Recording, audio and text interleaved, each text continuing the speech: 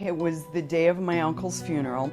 My dad really wasn't feeling well enough to go to the funeral, so I went, sort of represented the family, and came back after the funeral. I was just talking with my dad, and I could tell he wasn't feeling very good. And I live in Kansas City, and I'd driven up. And so I said, Dad, so why don't you go, get on the road? So I got in my car and drove back to Kansas City. Well, in my bedroom, sitting on the edge of the bed, I was doing every motion you could make just to get a breath. There was no pain.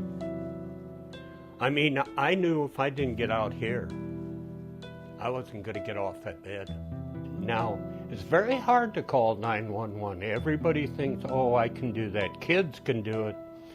You know, kids and fools can do it. But to actually dial 911, talk to somebody, hey, they were here quickly. I don't know how long it took them, but they were here. And the next thing I remember is being at Manchester Hospital.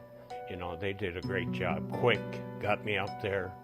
Then I guess I remember Cassidy asking me which hospital I wanted to go to. And I said, the VA. She said, you're not going to make it. And I said, St. Luke's. She said, good choice. Right away, everything started happening, just perfect. You know, I thought, I got a chance. I dropped my bags and I picked up the phone. And there was a message to call the Manchester Police Department, and that my dad had called 911 because he was short of breath. So she said, well, your dad was here, and we've transferred him. He's on his way to St. Luke's in Cedar Rapids. And I said, okay, I'm on my way. And she said, well, where are you? And I said, I'm in Kansas City. She goes, well, we're going to call you periodically and keep you up to date. So anyway, they, true to their word, they called and said he's in the lab, which was code for he survived the ambulance ride. It seemed like 10 minutes later, I have a stent put in. And then I get another call, he's in recovery. And I'm back at rehab. And then I get another call, he's been moved to the unit. I want to say from the time my dad left his house to he was in recovery was something less than 3 hours. That's freaking unbelievable. You know, it's just amazing. I knew my dad had to have been getting really great care just because the communication was so phenomenal. That well-oiled machine in this day and age is just wonderful to see. Deb O'Neill, who my dad called Shaq. Shaq, as I called her, you know, she has it.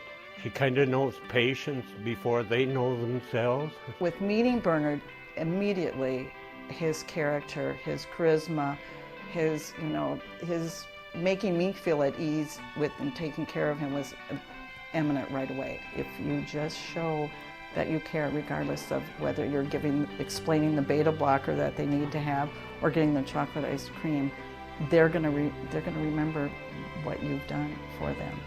Everybody was so respectful, and they'd always say, is there anything I can do for you? They'd look my dad in the eye and they'd say, is there anything more I can do for you? And then they'd look at me and say, is there anything I can do for you? Is there anything I can do to help you? I'm like, seriously? Seriously? With everything you have going on, you have a minute to ask? I mean, it was, and they were in the midst of a computer conversion. They were superb. It's just not the physical aspects of why they're here, and if what we're meeting, and with all the drugs and the IVs and the monitors and everything like that. There's just so much more that would go into the whole care of them, and being kind and just making sure that we elicit that type of attitude to that individual so that they feel good. Well, Dr. Halawa didn't know me from Adam. He comes in and meets my dad. He's making his rounds, and he's looking, and I go, Dr. Halawa, you don't know me, but when my dad goes home, it'd be really great if he could drive. He looked at me and he goes, okay, and he signs. I sent it in. My dad and I get home from hospital. What's waiting for us but a handicap permit? But it was just little things like that that make you think about going home and getting back to your life. That's what I wanted from my dad. That's what St. Luke's helped us do. Not as an institution, but every single person helped us do that. It was huge. They saved my life.